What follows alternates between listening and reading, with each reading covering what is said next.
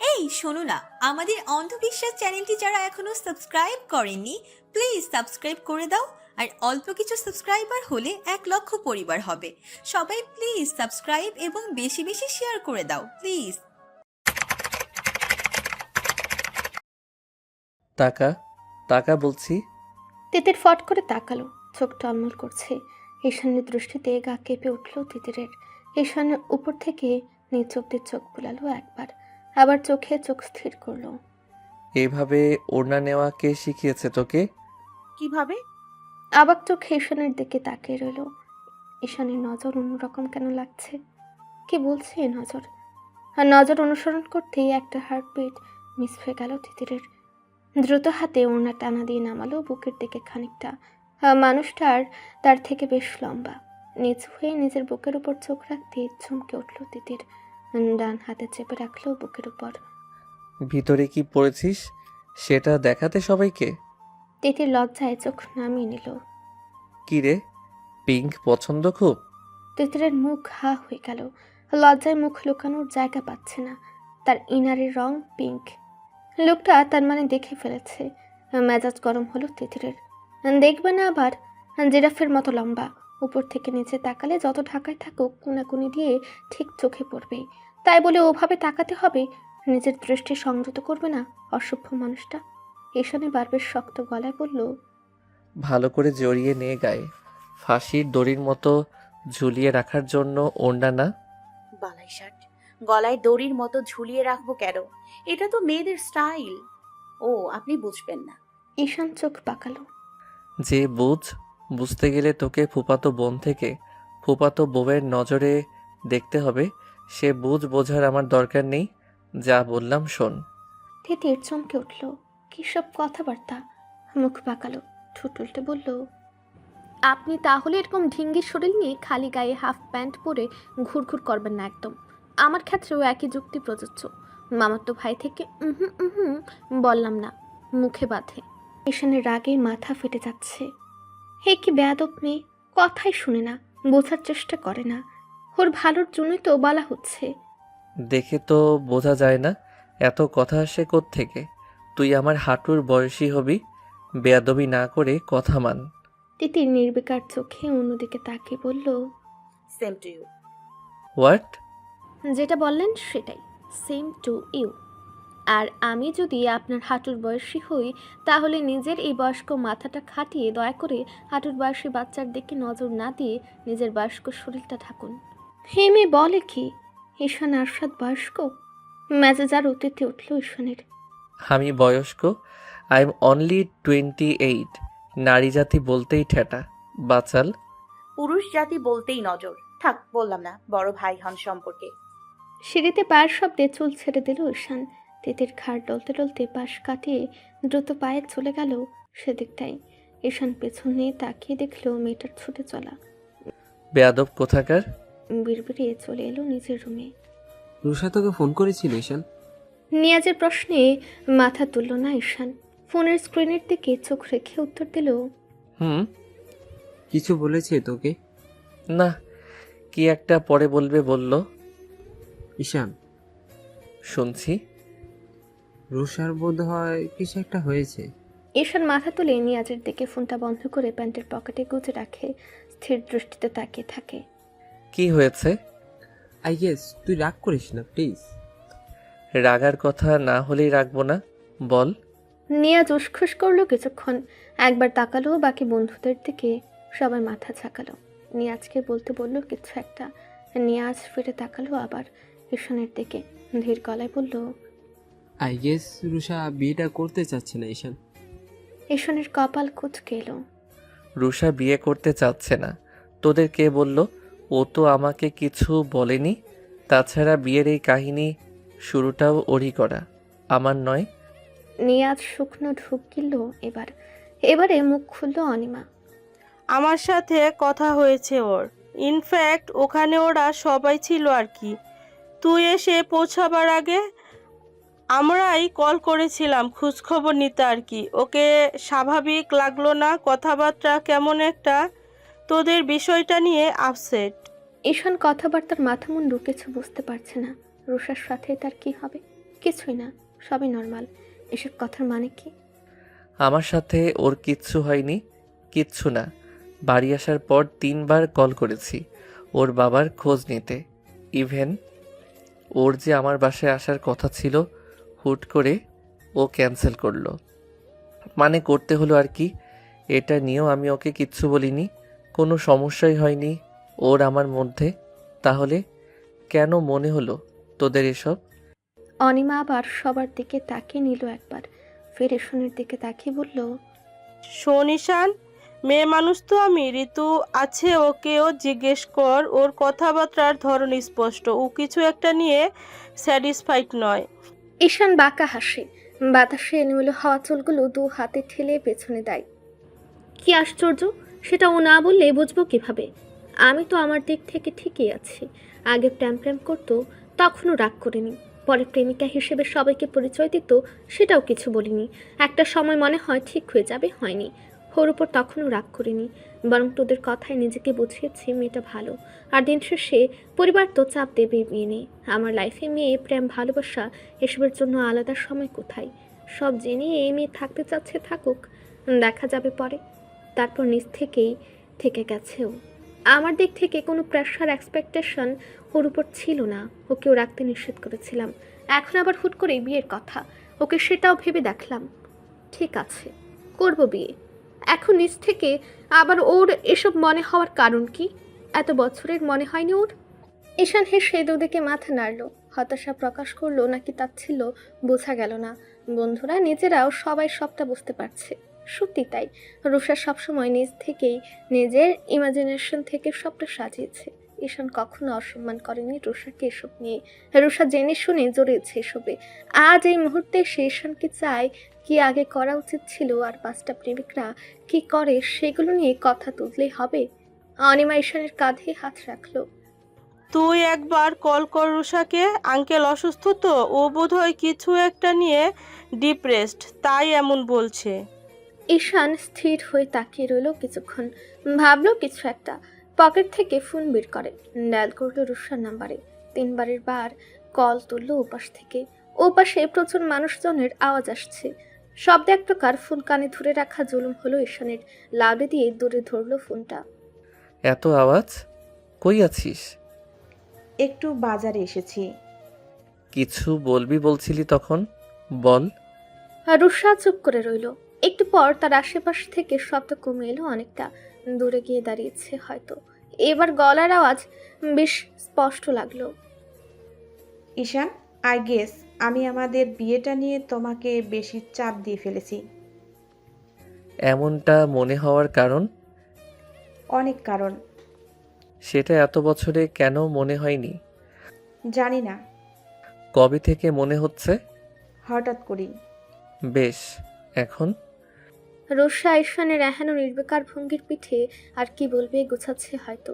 খানিক সময় নিয়ে বলল, তুমি আমাকে ভালোবাসোনি কখনো, বেসেছো কি? বিয়ের পর হয়তো বাসতাম। ওটা পরের কথা, আগের কথা বলছি এখন। না।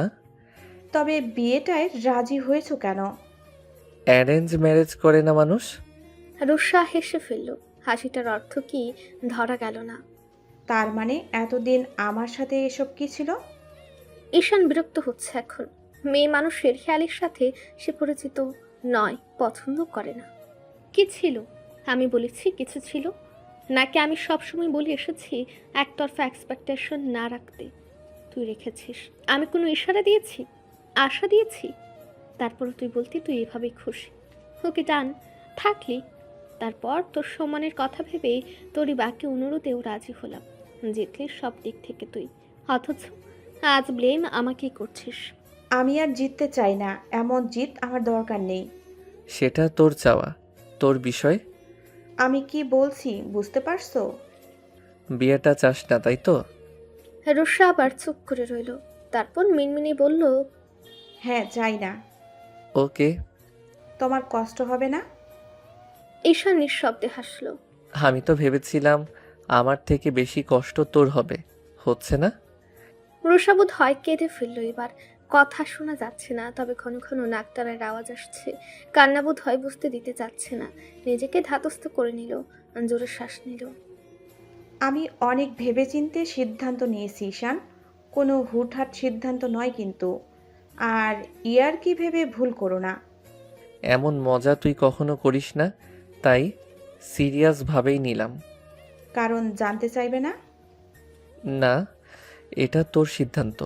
জোর জবরদস্তি আমার ডিকশনারিতে নেই। তুই নিজ ইচ্ছেতে এসেছিলি, নিজ ইচ্ছেই যাবি। Your wish. আমার ফিলিংস কম মনে হচ্ছে না কিছু, তাই হয়তো। রুষার ঈশানের জবাবটা হয়তো মন মতো হলো না। জানতাম এটাই বলবে তুমি। অথচ একটা মেয়ে কি চায় জানো? তুমি ধরে রাখার চেষ্টা করছো, কিন্তু ঈশান আরশাদ তো সেটা করবে না। সেটা তো তার ক্যারেক্টারের সাথে যায় না। যায় না কথাটা বোধহয় ঠিক নয়।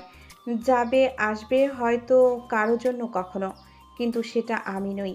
সেই ভাগ্যবান অন্য নারী হয়তো। ঈশান উত্তর দেয় না। ভালো লাগছে না এসব আবেগের কথাবার্তা। মেয়েটা একা একাই সবটা জটিল বানাচ্ছে। তার ভূমিকা কোথায় এখানে? দোষটাই বাকি। তাকে কি করতে বলছে মেয়েটা? এমন তো নয় সে অন্য মেয়ে নিয়ে কখনো কাহিনী করেছে, কখনো না। রুষাকে ভালোবাসে না মানে এমন নয় যে অন্য নারী আছে। রুষার প্রতি সে ফিলিংস তার আসেনি। ধরে নিয়েছিল হালাল সম্পর্কে গেলে আপনা আপনি চলে আসবে সেটা। ধর, তোকে ধরে রাখার চেষ্টা করলাম, এখন তুই থাকবি? তুমি করবে না? সেটা জিজ্ঞেস করিনি। আমার কথার উত্তর দে রুষা। আগে থাকতাম হয়তো, এখন হয়তো না। ঈশান শব্দ করে হেসে ফেলল। এ হাসিতে তাচ্ছিল মেশার সবটাই। আমি এখন হাজার চেষ্টা করলেও তুই থাকবি না রুষা। তোর ব্যাপারটা অন্য, যেটা বলছিস না। কথা ঘুরিয়ে আমার দিকে ব্লেম ঠেলে দিয়ে পালাচ্ছিস। রুষা আশ্চর্যভাবে চুপ করে রইল। সবাই স্পষ্ট বুঝতে পারলো ঈশানের কথাটা সত্যি, বিষয়টা অন্য। ঈশান রাশভারী গলায় বলল, best of luck Rusha. As a friend আছি সবসময় আমি। আমরা ঈশান কল কেটে ফোনটা রাখে পাশে। সব বন্ধুরা হা করে শুনছিল এতক্ষণ সবটাই। সবাই এক প্রকার হতবিহ্বল রুষার কথাই। এই মেয়ে এই জীবনে কখনো ঈশানকে ছাড়বে এটা হয়তো কারোর স্বপ্নেও ছিল না। অসম্ভব ব্যাপার স্যাপার। তবে এখন স্পষ্ট এটাও বুঝতে পারছে রুষা যা বলছে সত্যি সিরিয়াস ভাবেই বলেছে। ঈশান স্বাভাবিক চোখে তাকালো সবার দিকে। সবকটা থাও মেটে তাকিয়ে আছে তার দিকে।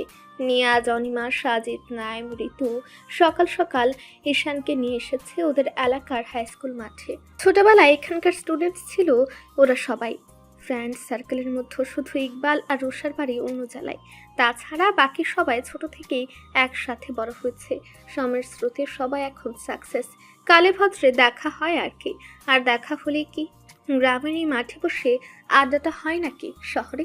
সবাই উচ্চপদস্থ চাকরি করে। শহরে দেখা করতে গেলেও যায় সব হাইফাই রেস্তোরাঁতে।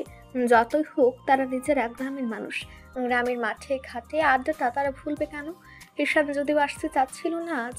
ওর দাদিকে গতকালই হাসপাতাল থেকে আনা হয়েছে, কিন্তু বন্ধুদের জোড়াজুড়িতে এসে বসেছে ওদের আড্ডায়। সে যদিও বরাবরই গম্ভীর হয়ে থাকে, বাকিরা হই হট্টগোল করলেও তাকে কখনো চিৎকার চেঁচামেচি করে সেসবে যোগ দিতে দেখা যায় না। বড়জোর হেসে পাগলামি দেখে বন্ধুগুলোর। রুষার কথা ঈশানের কোনো ভাবান্তর না দেখে সজোরে ধাক্কা দিল নিয়াজ। কি রে বেটা, ছেঁকা তো খাইলি একটা, বেশি কষ্ট হচ্ছে? ঈশান মুখ বাঁকিয়ে তাকালো। বেয়াদবগুলো জানে সবটাই, তবু অযথা কথা বাড়াবে। কষ্ট হলে যে ভাঙলো বিয়ে তার হচ্ছে, সেটা ভালো মতো জানিস তোরা। আমার কিচ্ছু এসে যায় না। সবাই মানলো বিষয়টা। ঈশান কখনো ভালোবাসেনি রুষাকে, নিজ মুখেও কখনো বলেনি ওদের সম্পর্ক আছে। ঈশানের দিক থেকে সত্যি ছিল না কিছু, তবে মেয়ে হিসেবে, বন্ধু হিসেবে তাকে ভালোবাসে, সে হিসেবে সম্মানটা দিত সবসময় রুষাকে। ঋতু গম্ভীর পরিস্থিতি সামলানোর জন্য ধাক্কা দিল নাইমকে। নাইম ঈশানের গায়ে হেলান দিয়ে বসলো খানিকটা। ঈশান শোন না, তোর তো বিবাহযোগ্য তিনটা বোন, বিয়েথা তো দিতে হবে নাকি? ঈশান ঘাড় ঘুরে তাকায় নাইমের দিকে। নাইম সাফাই দিল, না মানে নিশিটা বড় হয়ে গেছে, বিয়ে দিবি না? নিয়াজের চোখ মুখ এক প্রকার শুকিয়ে আসলো। বজ্জাতগুলো আবার তার পিছে লাগছে। ঈশানটা একবার ট্যার পেলে তার খবর করে দেবে। ঈশান গম্ভীর গলায় বলল, দেব না কেন? দেব, বড় হচ্ছে, দিতেই হবে। সুপাত্র খোঁজ সবাই, বিসিএস করা পাত্র হলে ভালো হয়। কি সমস্যা? বিসিএস দিয়ে কি হবে? সব মেয়ের বাড়ি থেকে খালি বিসিএস বুড়িওয়ালা খোঁজে কেন বুঝি না। হঠাৎ নিয়াজের উত্তেজিত গলার আওয়াজে সবাই তাকালো। ঈশান চোখ ছোট করে কপাল কুঁচকে তাকিয়ে রইল। বাকিরা মুখ চেপে হাসছে। ভুঁড়িওয়ালা হবে কেন? আমার বোনকে আমি স্মার্ট দেখে বিয়ে দেব। অবশ্যই ওর ক্লাসের। বিসিএস মানেই কি ভুঁড়িওয়ালা নাকি? নিয়াজের ইচ্ছে হচ্ছে আর কয়েকটা কথা শুনিয়ে দিতে, কিন্তু পাছে আবার সব ফাঁস হয়ে যায় এই ভয়। মনের কথা মনে রেখে দিয়ে ব্যস্ত হাতে সিগারেট বের করলো। একটা ঈশান তাকালো সেদিকে, চোখ দিয়ে ইশারা করলো সিগারেটের দিকে। রাশভারী গলায় বলল, এটাও একটা পয়েন্ট। আমার বোনের বর সিগারেট খেতে পারবে না। এসব বদঅভ্যাস থাকা যাবে না। নিয়াজের হাত থমকে গেল। কটমট করে তাকালো ঈশানের দিকে। ঈশান উদাস চোখে এদিক ওদিক দেখছে। তুই তো খাস তার বেলায়। ঈশান একই ভঙ্গিতে বলল, আমার বউয়ের সমস্যা হলে অবশ্যই ছাড়বো। আমিও সেম। ঈশান স্থির দৃষ্টি তাক করলো নিয়াজের দিকে। তোকে ছাড়তে কে বলেছে? আমি তো আমার বোনের হাজবেন্ডের কথা বললাম। তুই রাখছিস কেন? নিয়াজ চুপসে গেল। ধরানো সিগারেটখানা ধরে দিল নাইমের হাতে। সবাই এক প্রকার মুখ চেপে চেষ্টা করছে বুক ফাটা হাসি আটকানোর। নিয়াজ মুখ কালো করে বসে রইলে ঈশান নিজেও ঘাড় ঘুরিয়ে অন্যদিকে তাকিয়ে বাঁকা হাসলো। বিড়বিড়ে বলে উঠল, গাধা একটা। নেশি নুরি দুজনেই টিউশনিতে গিয়েছে। শাওয়ার নিয়ে ছাদে এসে রোদে চুল শুকাতে এসেছে তিতির। রাফিকে নিজের ফোন হাতে ছুটে আসতে দেখলো সে। তোমার ফোন কখন থেকে বাজছে নাও? রাফি ফোনটা হাতে দিয়েই যেভাবে এসেছিল ঠিক সেভাবেই ছুট দিল এক প্রকার। ফোনের দিকে তাকাতেই রাহাত ভাইয়ের নাম ভেসে উঠল। 13 বার মিসড কল। কপালে চিন্তার ভাঁজ পড়ল তার। সে নিজেও সাথে সাথে কল ব্যাক করলো। লাগাতার রিং হচ্ছে, ওপাশ থেকে ফোন তুলছে না কেউ। হাতে ডাম্বেলখানা নিয়ে ছাদে আসতেই ঈশানের চোখ পড়লো ছাদের রেলিংয়ের পাশে হেলান দিয়ে দাঁড়িয়ে থাকা এক সুন্দরী কিশোরী। বাচ্চায় যদিও মনে হয়, একরাশ ভেজা লম্বা চুল এক হাতে মুছতে ব্যস্ত, আরেক হাতে ফোন। ঈশান সিঁড়ি কোঠার দরজাতেই দাঁড়িয়ে রয়। কি স্নিগ্ধ দেখাচ্ছে মেয়েটাকে। এই মেয়েকে দেখে কেন জানি তার বোন বোন ফিলিংসটা আসতে চায় না। এটা উচিত নয়। তারও বাকি দোষ। বাকি বোনগুলোর মতো এর সাথে কখনো সেরকম সম্পর্ক ছিল কি? ছিল না। না তো ছোটবেলায়ও কখনো বোনের মতো ব্যবহার করত। যখন বোধবুদ্ধি হয়নি তখন থেকে এ মেয়ে তার উপর অন্যরকম অধিকার বোধ দেখাতো, অভিমান করে থাকতো। নিশি নুরকে যেমন কুলে পিঠে ভাইয়ের মতো বড় করেছে, এ মেয়ে ততটাই দূরে দূরে থেকেছে ভাই বোনের সম্পর্ক থেকে যেন। আর মাঝখানে এতগুলো বছরের দূরত্ব তো রয়েছেই।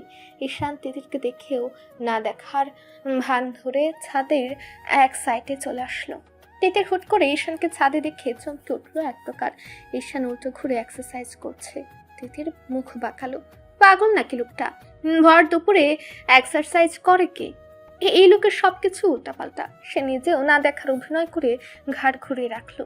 হঠাৎ ফোনখানা বেজে উঠলো তিতিরের। রাহাত ভাই ফোন দিয়েছেন। সাথে সাথে রিসিভ করলো কলখানা। হ্যালো রাহাত ভাই। তিতিরের মুখে এহেন ডাক শুনিয়ে ঈশানের হাত থেমে গেল। শব্দহীন হওয়ার চেষ্টা করলো খানিকটা। নিজের অজান্তে ইচ্ছে হলো মেয়েটার ফোন আলাপ শোনার। কবে যাচ্ছেন তাহলে? বিকেলে ফ্লাইট। ওখান থেকে? ওখান থেকে মায়ের শরীরের অবস্থা বুঝে যদি দেশে আনা যায় আনবো, না হলে সিঙ্গাপুর নেব। ঠিক আছে, খেয়াল রাখবেন আন্টিরা নিজেরও। ফোন রাখলো তিতির। দীর্ঘশ্বাস ফেলল। রাহাতের মা গিয়েছিলেন হজে। ওখানে গিয়ে হার্ট অ্যাটাক করে স্থানীয় হাসপাতালে ভর্তি। রাহাতের খবর পাঠানো হয়েছে আজকেই সকালে। মায়ের খবর পেয়ে হন্তদন্ত হয়ে আজকেই তাকে দেশের বাইরে ছুটতে হচ্ছে। কবে ফিরবে তার নিশ্চয়তাও দিতে পারছে না। তিতিরের ভীষণ মন খারাপ হলো রাহাতের মায়ের জন্য। রাহাত ভাই আর তার বোনের ওই মাতা ছাড়া 7 কোলে বোধহয় আর কেউই নেই। রাহাত ভাই অন্তত সেটাই বলতো। তিতির ঈশানকে দেখলো এক নজর। গায়ের ওড়নাটা ঠিকঠাক করে এগিয়ে গেল তার কাছে। চওড়া রেলিংয়ে পা ঝুলিয়ে বসলো। ঈশান ঘাড় ঘুরে দেখলো, ধমকে উঠলো। ওটা তোর দোলনা পেয়েছিস? নাম? তিতির নামলো না। পা দোলাতে দোলাতে বলল, এখানে বসার আমার অভ্যাস আছে, কিছু হবে না। ঈশান বিরক্ত চোখে তাকালো। গাধা কোথাকার! এখান থেকে হুট করে পড়ে গেলে কি হবে আন্দাজ আছে এর? চোখ গরম করে আবারও ধমক দিল। নামতে বললাম না? পড়বো না আমি এখান থেকে, আগে উঠেছি। অ্যাক্সিডেন্ট কি রোজ রোজ হয়? সাবধান থাকতে ক্ষতি কি? নামতে বলেছি আমি। তিতির ঠোঁট উল্টায়। তা ঠিক, তবে সামনে আপনি আছেন তো, এরকম গাট্টা গুট্টা বডি বানিয়েছেন, আপনার সামনে থেকে যদি আপনার এই ছোট বোন পড়ে যায়, ধরবেন না? হেসানের মাঝে মধ্যে এই মেয়ের কথাবার্তা অসহ্য লাগে, যেমন এখন লাগছে। তুই ছাদ থেকে গড়িয়ে পড়বি আর আমি তোকে ধরবো, এর জন্য আমি বডি বানিয়েছি? বেশি বোঝেন। সেটা কখন বললাম আমি? এখনকার কথা বলছি। আর বোনকে যদি নাই বাঁচাতে পারেন, তাহলে এমন দেহ বানানোর ফজিলত কি? ছি, আমার দেহের ফজিলত আমার বউ বুঝবে, তোর বুঝতে হবে না। কি সব কথা! এখানে ছিয়ের কি দেখলি? বোনের সামনে বউয়ের গল্প করতে লজ্জা করে না? ঈশানের এই মুহূর্তে মেয়েটাকে কষিয়ে চড় মারতে মন চাচ্ছে। এক লাইনে কম করে হলেও দুবার করে বোন বোন শুরু করেছে। মহা সমস্যা। অবশ্যই বোনই তো হয়। তার শুনতে ভালো লাগছে না কেন? আজকাল নিজের মনটার মতিগতিও বুঝে না সে। যা তো সামনে থেকে, কাজ করতে দে। তিতির হাত বাড়িয়ে আম গাছের পাতা টান দিল। এক ঝাঁক ময়লা এসে পড়লো ঈশানের মাথায়। ঈশান এগিয়ে গেল রাগে কান ধরে টান দিতে। তিতির নিজের ভয়ে চোখ মুখ খিচে বন্ধ করে নিল। এক প্রকার চেঁচিয়ে উঠল, মারবেন না, মারবেন না, ভুল হয়ে গেছে। ঈশান বিরক্ত মুখে দাঁত খিরমির করতে করতে গা ঝেড়ে সরে দাঁড়ালো। বুকে আড়াআড়ি হাত ভাঁজ করে তপ্ত চোখে তাকালো তিতিরের দিকে। তোকে এখান থেকে যেতে বললাম না? ভাইয়া, আপনি বড্ড খিটখিট করেন। ছোট বোনদের সাথে এমন ব্যবহার অন্যায়। হাই খুদা, আবার বোন! এই মেয়ে কি কোনোভাবে তার অজান্তেই তার বেয়াদব মনটার সাথে কোনো আলাপ আলোচনা করেছে নাকি? সে যে বারবার বোন বোন করা পছন্দ করছে না, এটা কি মেয়েটা টের পেয়েছে? না হলে এমন ভাইয়া ডেকে মাথা খাচ্ছে কেন? আগের থেকে গলার দ্বিগুণ গম্ভীর করে ধমক দিল ঈশান। ভাই বোন করে হেদিয়ে না মরে বিদায় হতো সামনে থেকে। কি আজব! ভাইয়া লাগেন, ভাইয়া ডাকবো না? পরে আবার বলবেন বেয়াদব। তা আমি মানবো কেন? মানতে হবে না, তোর বাপ লাগিয়ে আমি। সর। আস্তাগফিরুল্লাহ। আল্লাহর রহম নাজিল করুক আপনার উপর। কথাবার্তা বুঝে বলেন না নাকি? ঈশানের ধৈর্যের বাঁধ ভেঙে যাচ্ছে এবার। হে মেয়েকে দেখে আজকাল অবাক হয় সে। এমন বাচাল কবে থেকে হলো মেয়েটা? আগে তো এমন ছিল না। মোদ্দা কথা, তার সামনে তো এমন কখনোই করতো না। এখন জালেই মারছে পুরো। ঈশান চোখ ফিরে নিল তিতিরের থেকে, সরে দাঁড়ালো, নিজের কাজে মন দিল। তিতির একগাল হেসে চোখ রাখলো নিজের ফোনে। হঠাৎ বেশ কিছুক্ষণ পর এক নজর চোখ তুলে নামিয়ে নিতেই মুখটা ধক করে উঠল। ফট করে আবারও চোখ তুলল সে। এতক্ষণ খেয়াল করেনি ঈশান বেশ খানিকটা দূরে গিয়ে এক্সারসাইজ করছে। সমস্যা সেটা নয়, সমস্যা হলো গায়ের টি শার্ট খুলে রেলিংয়ে ঝুলানো। এই মুহূর্তে শুধু একটা কালো ট্রাউজার জড়ানো কোমরে, তাও নাভির বেশ খানিকটা নিচের দিকে। তিতিরের বুকের ভেতর ধুকপুকানির শব্দ বোধ হয় বাইরে থেকেও শোনা যাচ্ছে। হাঁ করে তাকিয়ে আছে সামনের পুরুষটার দিকে। ঘেমে নেই একাকার, চুল থেকে টপটপ করে ঘাম ঝরে পড়ছে। প্রতিবার পুষাপের সাথে পেশিগুলো ফুলে ফেপে উঠছে। ঘামে চিকচিক করছে পেশিবহুল শরীরখানা। নিয়মিত শরীর চর্চার ছাপ স্পষ্ট পুরো শরীর জুড়ে। ঈশান উঠে দাঁড়াতে চোখ গেল তিতিরের দিকে। হাঁ করে তাকিয়ে আছে, গেলে খাবে যেন। কপাল কুচকে তাকিয়ে রইল। এগিয়ে আসলো খানিকটা ওর দিকে। না, কোনো হেলদোল নেই, একই দৃষ্টিতে তাকিয়ে আছে। ঈশানের নিজেরও আনইজি লাগছে। আর একটু এগিয়ে এক হাত রাখলো রেলিংয়ে, দড়ি বাজালো তিতিরের মুখের সামনে। চমকে উঠল। ঈশানকে নিমিষে একদম সামনে দেখে পেছনে হেলে গেল খানিকটা। পড়ে যাবে খেয়াল করতেই এক হাত কোমর পেঁচিয়ে ধরল ঈশান। হ্যাচকা টানে সামনে এসে ঘামে ভেজা বুকের সাথে ধাক্কা খেল তিতির। উঁচু রেলিংয়ে বসায় দুজনের মুখ সমানে সমান। দুজন দুজনের তপ্ত নিঃশ্বাস অনুভব করতে পারছে।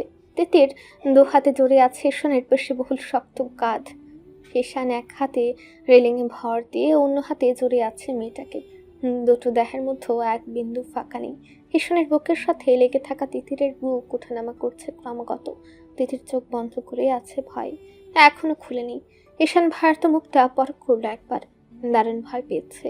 তিতিরের কপাল থেকে শুরু করে দৃষ্টি নামালো ধীরে ধীরে নিচের দিকে। ঠোঁট কামড়ে ধরে আছে, যথারীতি হ্যাচকাটা নিয়ে ওনার সেই ফাঁসের দড়ির মতো গলায় আটকে আছে।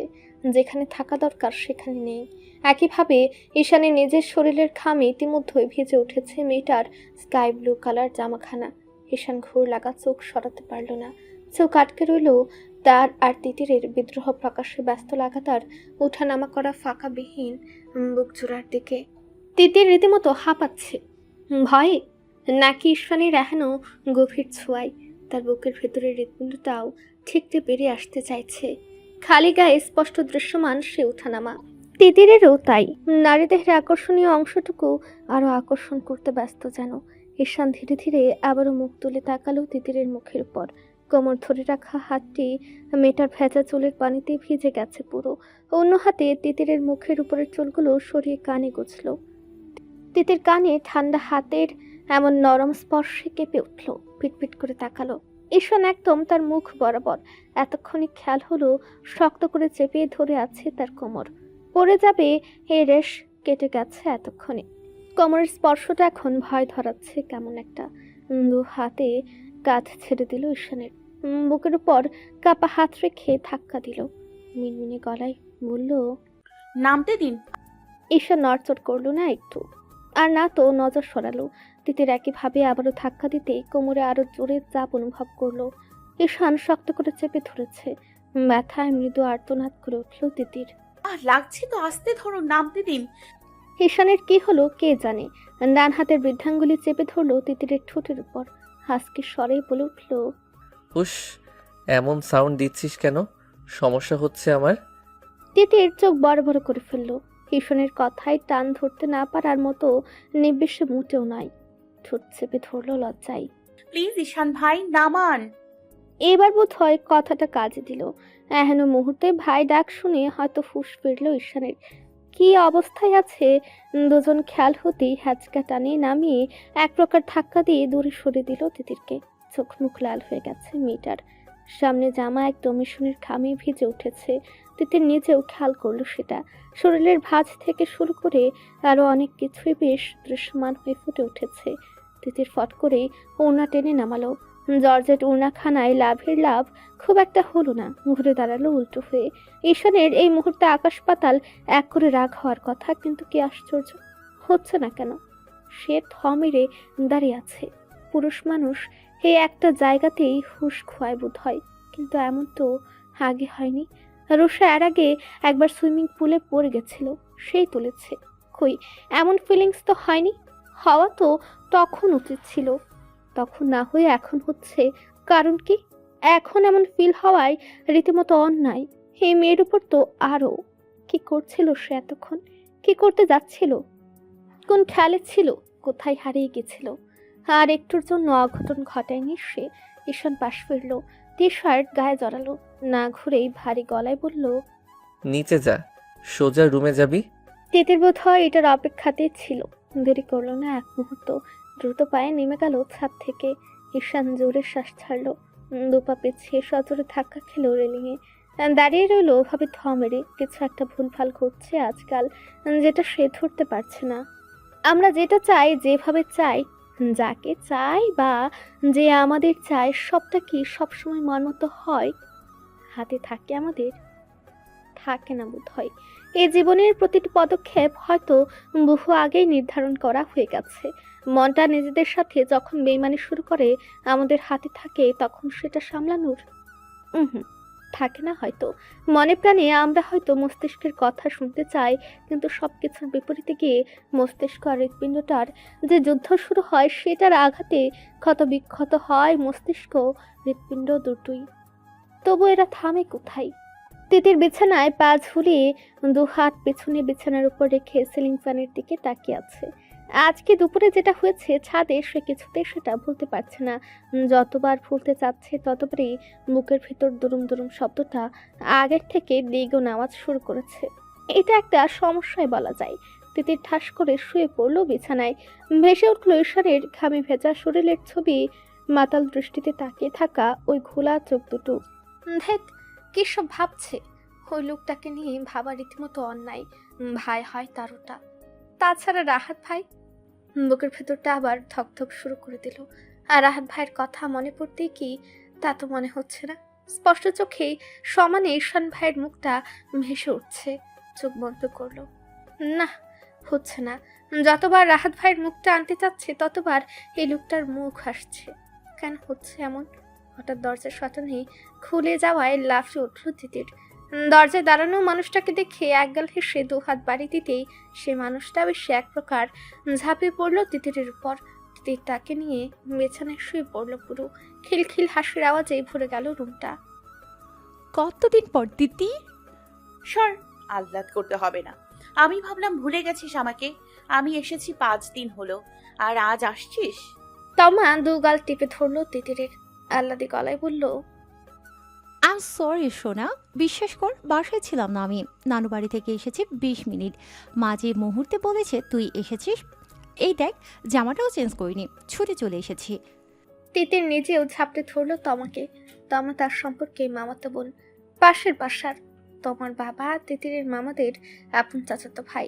তিতির আর তমা ছোটবেলা থেকে হরিহর আত্মা একদম। একসাথে বড় হওয়া, primary school level, high school লাইফের একাংশ। তাছাড়া বাড়িতে যতক্ষণ থাকে এদের আলাদা করা দায়।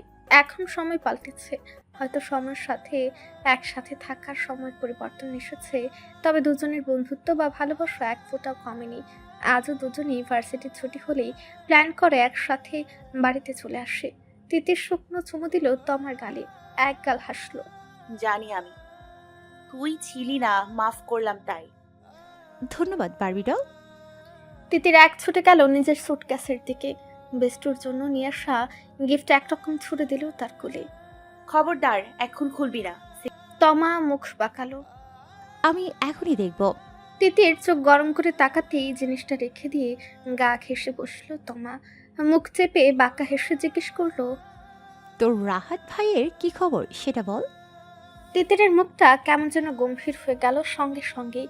কেন এমন হলো সে সেটা জানে না। সিঙ্গাপুর গেছেন উনি। তোকে ছাড়াই একেবারে হানিমুনের জন্য ছেড়ে যেতে। তো আমার কথা গায়ে মাখলো না তিতির।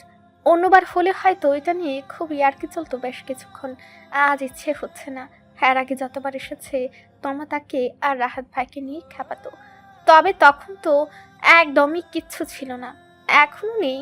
তারপর রাহাত ভাই এখন যেমন অ্যাপ্রোচ করেছেন, তখন তো জাস্ট তার প্রতি কেয়ার ছাড়া আর কিছুই প্রকাশ করতো না। ঠোঁট উল্টালো তিতির। যা তা বকিস না। ও তুমি তলে তলে টেম্পো চালাও, আমি বললেই হরতাল। তিতির তমার ঘাড়ে হাত দিয়ে টেনে শুয়ে পড়লো বিছানায় হাত পা ছড়িয়ে। সেটা নয়, কাহিনী ঘটে গেছে, সেটা তোকে বলিনি এখনো। তমা কোনো ভর দিয়ে কাত হয়ে তাকালো তিতিরের দিকে। হানিমুনে গিয়েছিলি? তা না, উল্টাপাল্টা বকিস না, শোন আগে। এটা প্লিজ বলিস না, বাচ্চা আছে তোদের। তিতির তপ্ত চোখে এক নজর তাকালো তোমার আগ্রহ ভরা হা করা মুখের দিকে। ওর তাকানোর অবস্থায় হাসি পেল ওর। মুখ ঘুরে সোজা তাকালো সিলিং এর দিকে। বাজে বকিস না, রাহাত ভাই আমাকে বিয়ে করতে চায়। কি? তমা লাফিয়ে উঠলো পুরো। তিতির এক হাতে ধরে টেনে বসালো তাকে, চেপে ধরলো মুখটা। আস্তে ভাই। এত বড় কথা, এত বড় কথা আমাকে তুই এতক্ষণ না বলে বসিয়ে রেখেছিলি। আসলি তো কিছুক্ষণ, প্রথম কথা দিয়ে তো বললাম। তমা মাথা নাড়লো দুদিকে। সবটা বল, খুলে বল, সব খুলে বল। থাম বলছি। তমা এক প্রকার হাঁপাচ্ছে উত্তেজনায়, হাঁ করে তাকে ঠেলে তাগাদা দিতে লাগলো তিতিরকে সব বলার। আসার আগের দিন রাতে হুট করে সোজা বিয়ের প্রস্তাব দিয়েছে। তিতিরকে এতটুকু বলে থামতে দেখে বিরক্ত হলো তমা। কষা রোগীর মতো থেমে থেমে না বলে সবটা বল না বাল। আন্টি হজে গিয়েছেন, ওখান থেকে ফিরলে আমার বাড়িতে আসবেন মামাদের কাছে প্রস্তাব নিয়ে। ওয়াও জানেমান, কি সুইট। তুই কি বললি তারপর? তিতির চোখ বুঝলো। কি বলবো আর, বলেছি আসুন, তারপর পরিবারকে জানান, তারা যা বলবে তাই। আমার কোনো মতামত নেই, সম্মান করি আপনাকে, কিন্তু ভালো হয়তো এখনো বাসি না। ভালোবাসা কাকে বলে সেটা অনুভব করিনি। তমা নিজেও মাথা নাড়ল। তাকে নামানোর কারণ নাই, পারফেক্ট প্যাকেজ একটা। ওরকম ছেলে পেলে সাথে সাথে 300 কবুল পড়ে ফেলবো। ইউ আর লাকি ভাই, গুড ব্লেসড ইউ বোথ মাই লাভ। আর ভালো টালো একেবারে বিয়ের পর বাসবে। ওরকম ছেলে পেলে রাত দিন বুকে নিয়ে ভালোবাসা যায়। তিতির নিজেও হাসলো। সত্যি তাই, রাহাত ভাই একটা পারফেক্ট মানুষ, যে কোনো মেয়ের লাইফ পার্টনার এমনই হওয়া উচিত। তমা রাহাত ভাই সম্পর্কে সবটাই জানতো বরাবর। রাহাত জানানোর অনেক আগে থেকেই তিতির আন্দাজ করেছিল সবটা। মেয়েদের সিক্স সেন্স বলে কথা, এই মুহূর্তে নিজের রুমে যাচ্ছিল ঈশান। রাহাত ভাই নামটা শুনে থেমে গেল ঈশান। না চাইতেও কানে গেল কিছুটা। রাহাত নামটা সে এই মেয়ের মুখে বেশ কয়েকবার শুনেছে। এই মেয়ের ফোনে কল আসা থেকে শুরু করে এখন তো আমার কাছেও একই নিয়ে গল্প করা হচ্ছে। ঈশান ভ্রু কুঁচকে দাঁড়িয়ে থাকে। খিলখিল হাসির আওয়াজে ভেসে আসছে রুমের ভেতর থেকে। কেন যেন রাগ হচ্ছে তার। কেন হচ্ছে রাগ? হওয়া উচিত কি? কারণ আছে কোনো? হয়তো আছে, হয়তো নেই, কে জানে। রাইসুল দেওয়ান এবং তার স্ত্রী রাহেলা দেওয়ান এই মুহূর্তে বসে আছেন চন্দ্র দেওয়ানের কামরায়। পরিবেশ ভয়াবহ, থমথমে। এর কারণ তারা দুজন বুঝতে পারছেন না। কেন জরুরি তলব করা হয়েছে আর কেনই বা তখন থেকে তাদের মা এমন পাথর হয়ে স্থির দৃষ্টি জানালার দিকে দিয়ে বসে আছেন। সুমি দেওয়ান এগিয়ে গিয়ে বসলেন শাশুড়ির পাশে। পাশের ব্যাট সাইড টেবিল থেকে গরম তেলের বাটি হাতে নিয়ে আলতো হাতে মালিশ করতে লাগলেন পায়ে। তিনি নড়চড় করলেন না একদম। রাইসুল দেওয়ান এবার খানিকটা গলা পরিষ্কার করলেন, কেশে ধীর গলায় ডাকলেন মাকে। মা। চন্দ্র দেওয়ান তাকালো এবার ছেলের দিকে। এক হাতে ইশারা করলেন কাছে গিয়ে বসতে। রাইসুল সাহেব বসলেন মায়ের পায়ের কাছে গিয়ে। চন্দ্র দেওয়ান বৌমাকেও রাখতে বললেন তেলের বাটি। চুপ করে সামনে বসতে বললেন। আর রাহেলা দেওয়ান বসলো তাই। চন্দ্র দেওয়ান তাকালো পরপর দুজনের দিকে। তোমাদের সাথে আমার কিছু কথা ছিল। রাইসুল সাহেব সাথে সাথে উৎসাহ নিয়ে মাথা নাড়ল। বলো মা। তিনি খানিকটা দম নিলেন হয়তো। আমি যা বলবো তার সাথে তোমরা একমতে নাও থাকতে পারো।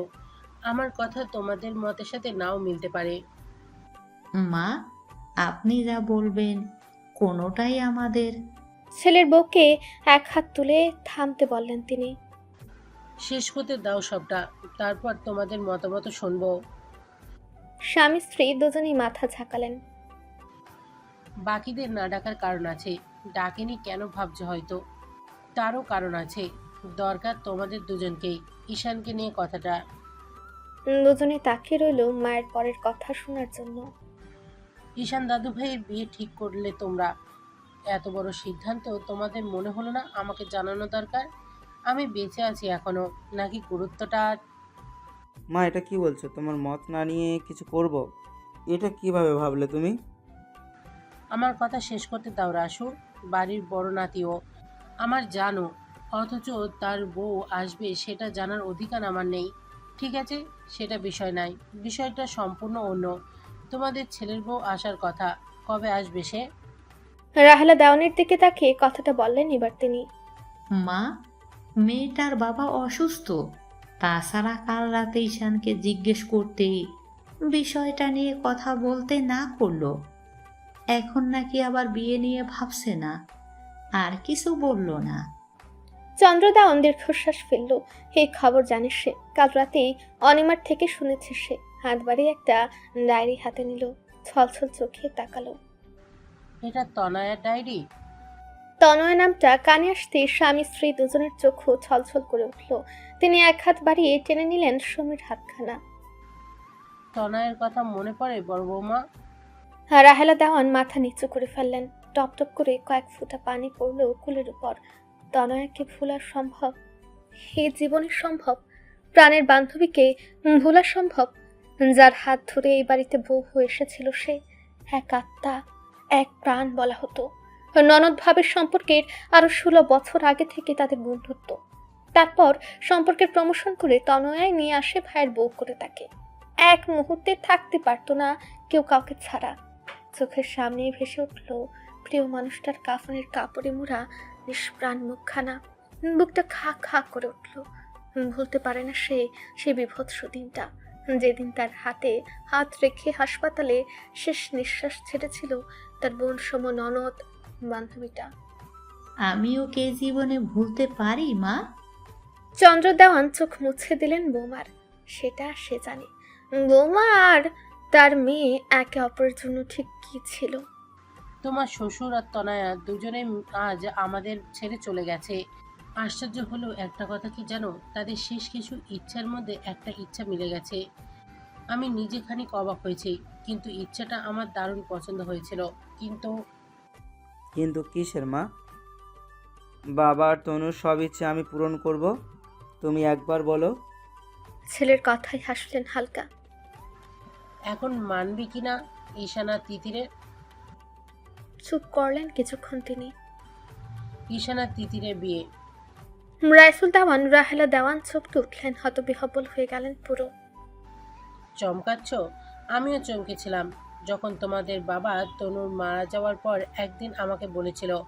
আমি হ্যাঁ হুঁ করেও গুরুত্ব দেইনি। ওরা বড় হবে, ওদের পথ ওরা নিজেরা বেছে নেবে। আমাদের পুরনো জামানার চিন্তা ভাবনা মতামতে ওদের উপরে চাপে দেওয়া অন্যায়। কিন্তু চোখে আসা পানিটুকু শাড়ির আঁচলে মুছলেন তিনি। কিন্তু অবাক সেদিন হয়েছিলাম যেদিন তনুর এই ডায়েরিখানা আমি খুঁজে পাই। হাতে ডায়েরিখানা রাহেলা দেওয়ানের দিকে ঠেলে দিলেন তিনি।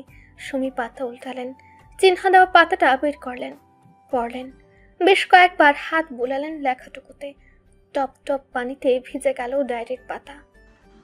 আমি যেদিন জানতে পারি তনয়ের ইচ্ছেও এটা ছিল, সেদিন থেকে আমি কেমন একটা স্বার্থপর হতে শুরু করলাম বোধহয়। সবসময় মনে হতো ওদের দুজনের বিয়ে হলে।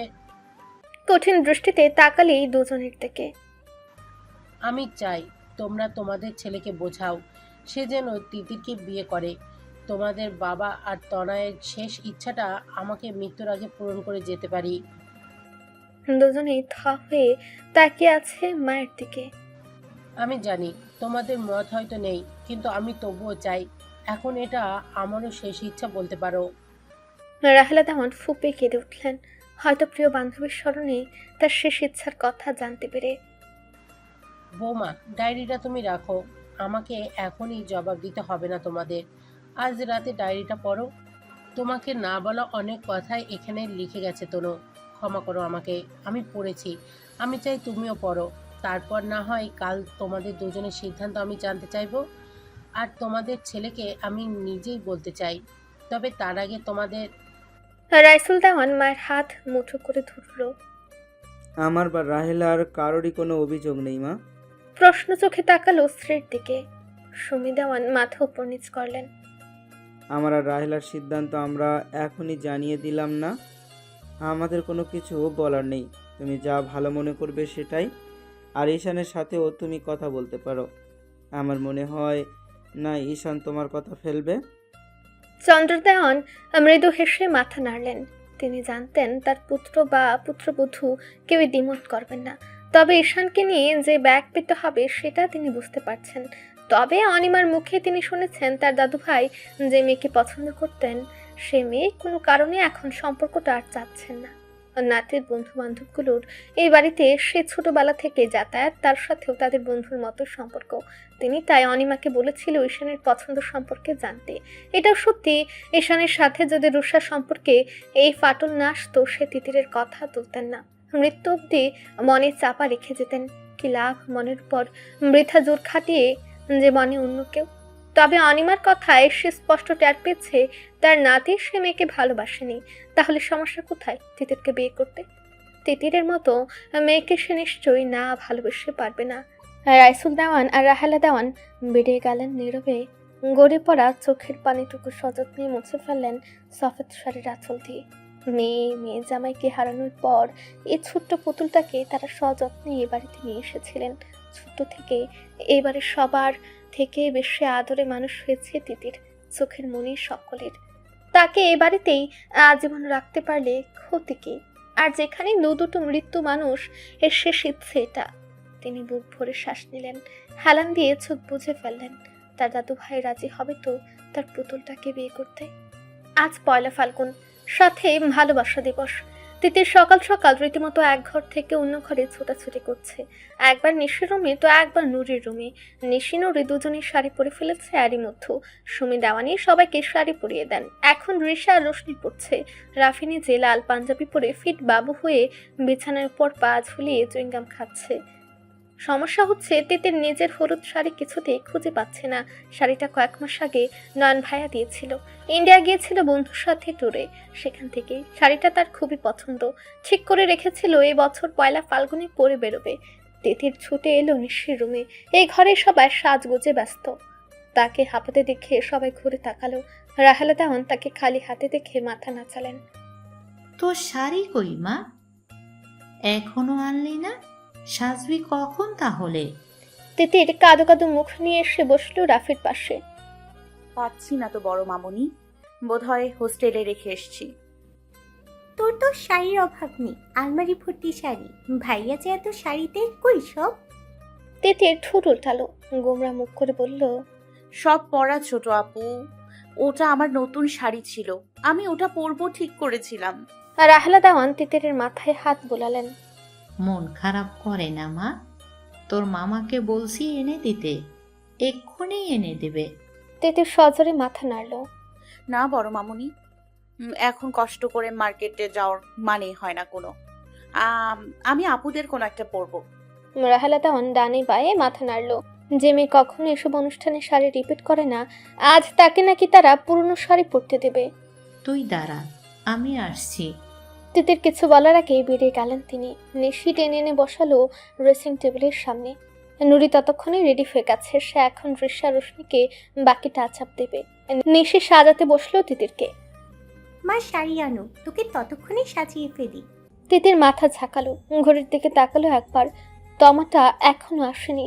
ওকে সে কখন বলেছে শাড়িটা পরে চলে আসতে। মেয়েটা সবেতেই লেট।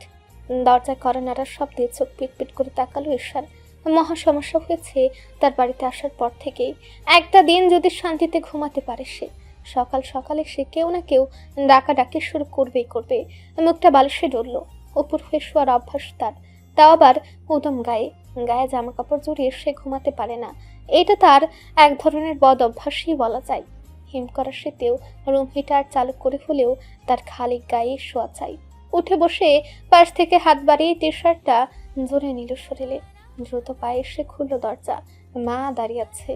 মা তাকে এ সময় ডাকার কথা না। অবাক হলো সে। সাইড হয়ে দাঁড়িয়ে ভেতরে আসার ইশারা করলো মাকে। সুমি দেওয়ান ঢুকলো রুমের ভেতর। বিছানার দিকে তাকিয়ে বুঝলেন ছেলের ঘুমের সময় এসে পড়েছেন সে। অপরাধী চেহারা করে বললেন, আব্বা ঘুমোচ্ছিলে? ঈশান চোখ ধরল। মায়ের হাত ধরে টেনে বসালো বিছানার কিনারে। কিন্তু তুমি নিশ্চয়ই কোনো দরকারি এসেছো, বলো। দাঁড়া। রাহেলা দেওয়ান উঠে গিয়ে দরজা আটকালেন। তারপর আবারও এসে বসলেন ছেলের পাশে। এক হাতে ছেলের এলোমেলো চুলগুলো গুছিয়ে এক পাশে ঠেলে দিলেন। তাকিয়ে রইল কিয়ৎক্ষণ ছেলের মুখের দিকে। আনমনে একটা শব্দ বেরিয়ে আসলো তার মুখ থেকে, মাশাআল্লাহ। আল্লাহ তার ছেলে মেয়েগুলোকে এত যত্ন করে বানিয়েছেন। সব কটা ছেলে মেয়ে তার রূপে গুণে অনন্য। এই যেমন ঈশানটা। পুরুষ মানুষের মধ্যে যত ধরনের সৌন্দর্য দেওয়া যায় সৃষ্টিকর্তা বোধ হয় সবটাই ঢেলে দিয়েছে। পুরুষ মানুষের চোখ এত সুন্দর হয়। মনের পর্দায় এবার ভেসে উঠল তিতিরের মুখখানা। আবার বুক চিরে আল্লাহর কাছে শুকরিয়া বেড়ে আসলো। তার ওই মেয়েটা তো সাক্ষাৎ পরী। কল্পনা করলেন ঈশান আর তিতিরকে একসাথে। অজান্তে মুখে হাসি ফুটল। শাশুড়ি তার ঠিকই বলেছেন, এই দুজনকে একসাথে দেখলে গোটা দুনিয়া হা করে তাকিয়ে থাকতে বাধ্য। কি সুন্দর মানাবী দুজনকে। কিন্তু যতই হোক, কথা এগোনোর আগে ঈশানের মনের কিছুটা হলেও তো তার স্পষ্ট হওয়া দরকার। তিতিরকে না হয় সে পরে ভালোবাসবে, কিন্তু আগে যে মেয়েটার কথা জানিয়েছিল সে মেয়ের কি হলো? আর যদি সে মেয়ে ঈশানের মনে থেকেই যায়, তারপর জোর করে তিতিরের সাথে বিয়ে দিলে যদি তার ছেলেটা তাদের মেয়েটাকে মেনে না নেয়, তার মেয়েটার জীবনও তো তখন নষ্ট হয়ে যাবে। না, মা হিসেবে এটা সে কখনো হতে দিতে পারে না। তাই পরে কষ্ট পাওয়ার থেকে তিনি তার ছেলেকে আগেই বোঝাবেন। হাত বাড়িয়ে ধরল ঈশানের হাতটা, টেনে নিজের কুলের উপর রাখলো। ঈশান চুপচাপ বসে রইল, মা কি বলতে চায় শোনার অপেক্ষায়।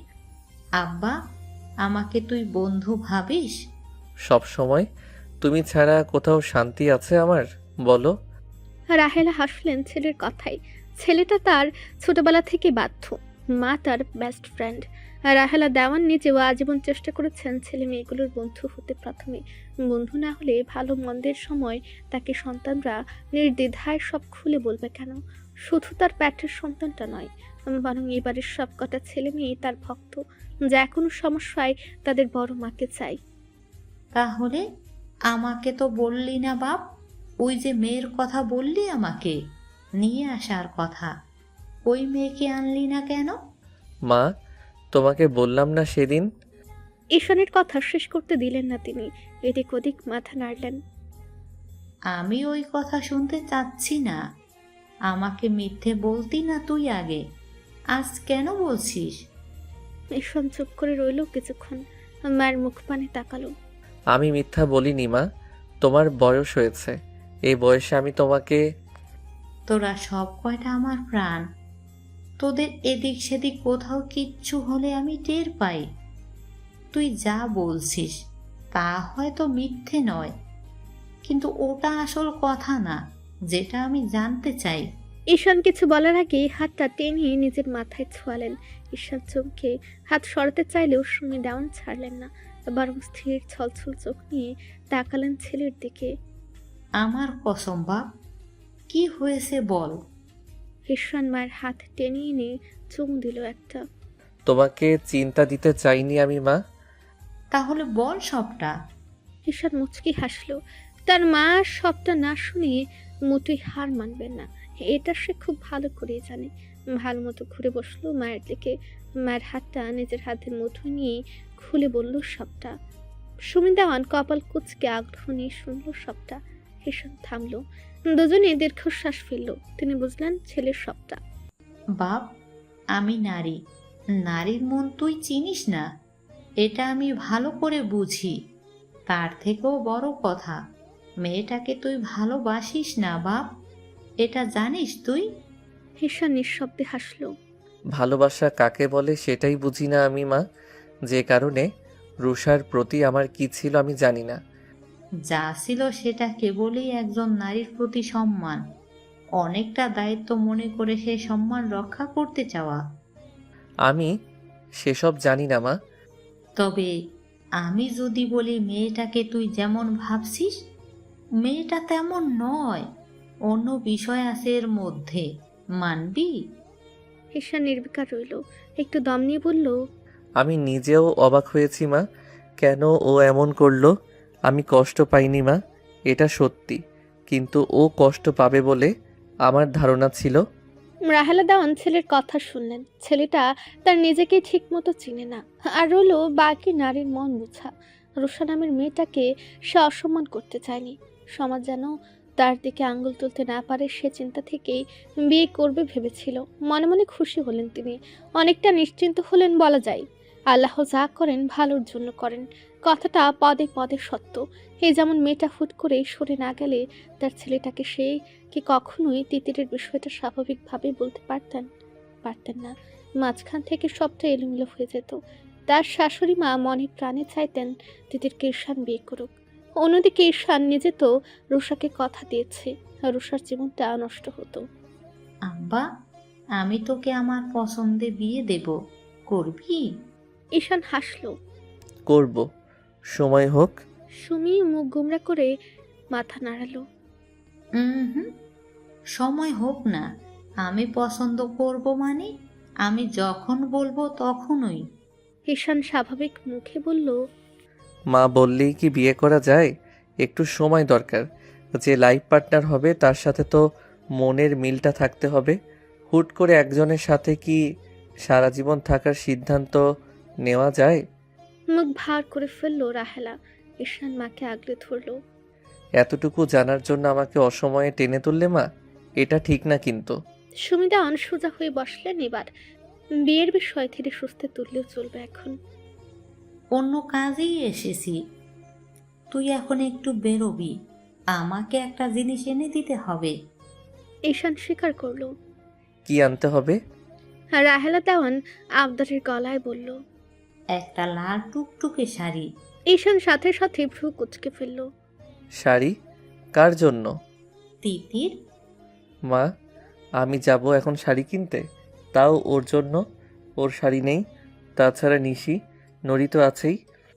শোন না বাপ, মেয়েগুলো সাজগোজ করছে, মার্কেট কি বেশি দূরে? বাইকটা টান দিয়ে যাবি, নিয়ে চলে আসবি। মায়ের যুক্তি ভালো লাগছে না তার একদম। সকাল সকাল ঘুম থেকে তুলে তাকে পাঠানো হচ্ছে ওই বিচ্ছুটার জন্য শাড়ি কিনতে। অসম্ভব মা, আমি কখনো মেয়েদের কিছু কিনেছি নাকি?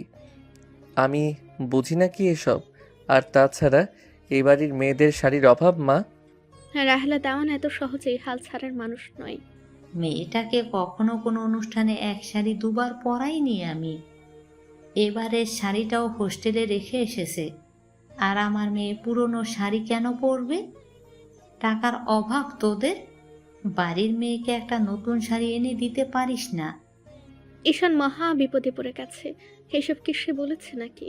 সে এনে দিতে পারবে না এটা বলেছে শুধু, সে সব বোঝে নাকি? মা, রাগ করছো কেন? আমি বললাম। থাকুক, বলতে হবে না তোর। আমি যাচ্ছি কিনতে। নেহাত কোমরের ব্যথাটা বেড়েছে, আর তোর বাপ চাচারা কেউ বাসায় নেই। নয়নটাকেও নিয়ে গেছে কি এক কাজে, না হলে তোকে বিরক্ত করতাম না। মা রাগ করে উঠে যেতেই ঈশান হাত টেনে বসালো, আবার জড়িয়ে ধরল মাকে। রাগ করছো কেন? আমি যাচ্ছি। তবে তোমাদের পুতুলের পছন্দ না হলে আমার দোষ নেই কিন্তু। রাহেলা দেওয়ান বেজোর হাসি হাসলেন। সে জানতো ছেলেটা তার কথা ফেলবেন না। ঈশানের হাতের শাড়ির আজকে পরাবে তিতিরকে।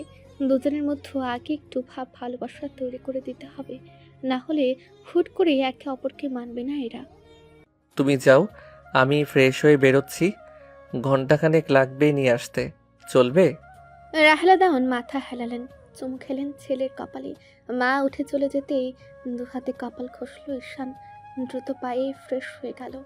কি যে সমস্যায় ফেলা হয় তাকে, সে শাড়ির কি বুঝে? ফ্রেশ হয়ে বেরিয়ে শার্টটা গায়ে জুড়ে বাইকের চাবি হাতে বেরিয়ে গেল। অনিমাকে কি ডাকবে? না থাক, এরা আর এক ঝামেলার মানুষ।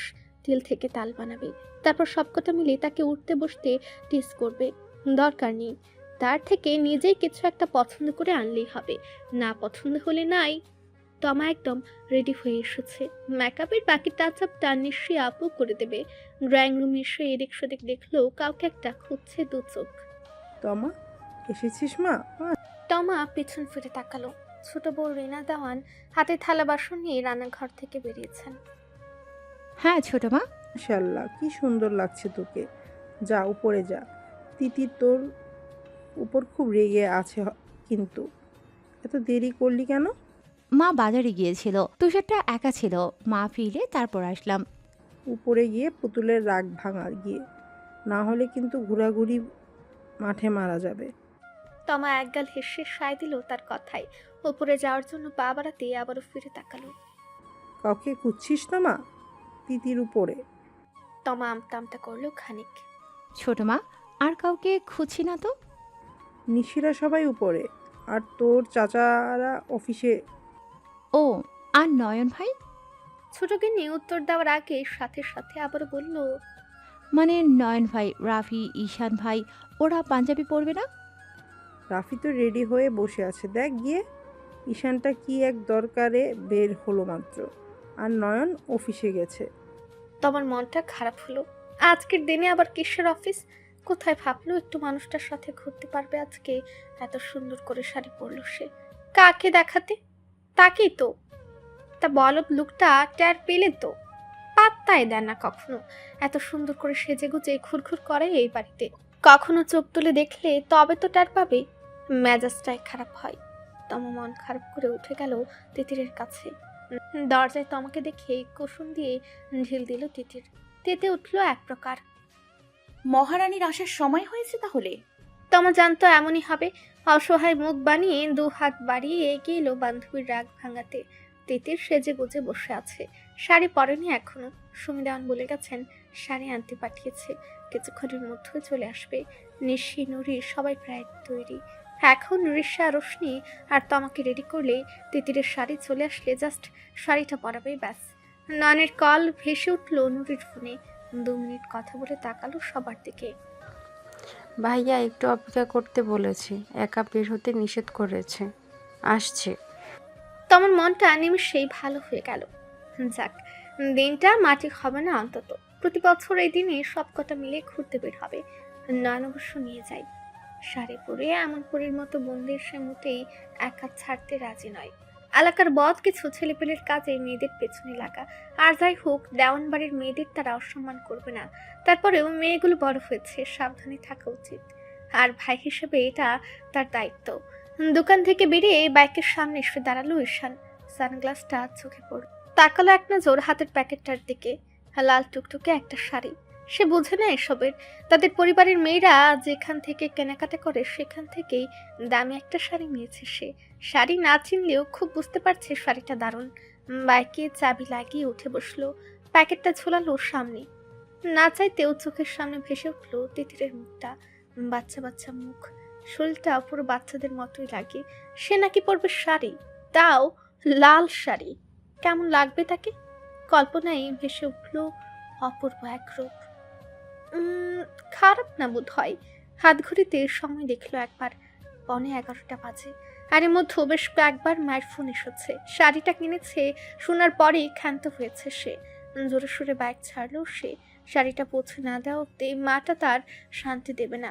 আর রাহেলা দেওয়ান শাড়িটা নিয়ে তিতিরের কাছে আসলেন, সযত্নে পরে দিলেন। সুবহানাল্লাহ, ছেলেটার রুচি আছে। ঘরের বাদ বাকি সবাই মুগ্ধ হয়ে তাকিয়ে আছে তিতিরের দিকে। জীবন্ত এক পুতুল তাদের চোখের সামনে। সাক্ষাৎ পুরি একটা। রাহেলা দেওয়ান জড়িয়ে নিলেন মেয়েকে। ইস, কারণ নজর না লাগুক আমার মেয়েগুলোর। একগাল হেসে আয়নায় তাকালো তিতির। নিজেকে দেখে নিজেই তাকিয়ে রইল কিছুক্ষণ। এর আগে লাল শাড়ি তার পরা হয়নি। এত সুন্দর লাগবে বুঝলে আগেই পরতো। নিয়মিত ভালোবাসার গল্প শুনতে এবং পড়তে আমাদের অন্ধবিশ্বাস চ্যানেলটি সাবস্ক্রাইব করে পাশে থাকা বেল আইকনটি ক্লিক করুন। ধন্যবাদ সবাইকে।